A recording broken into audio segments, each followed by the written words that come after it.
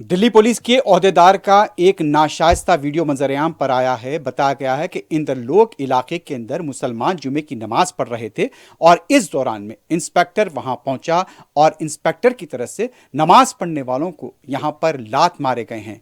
इसका video viral हुआ है और वीडियो वायरल होने के बाद दिल्ली पुलिस के ओहदेदार को मुअत्तल कर दिया गया है। बताया यह जा रहा है कि इंदरलोक के इलाके में यह वाकया पेश आया है।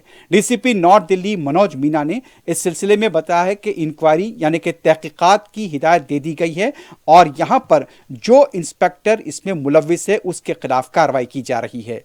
वाज़ेह रहे कि यहां पर सड़क पर नमाज पढ़ने के दौरान मुसलमानों को यहां पर लात मारी गई है। इसका वीडियो वायरल हुआ है, मुख्तलिफ गोशों से इसकी मजम्मत की जा रही है। आप देख सकते हैं कि वीडियो में किस तरह से इंस्पेक्टर ने सड़क पर नमाज पढ़ने वाले लोगों को लात मारा है और नमाज में खलल पैदा किया है। यह वीडियो वायरल हुआ है और मुख्तलिफ गोशों से इसकी मजम्मत की जा रही है।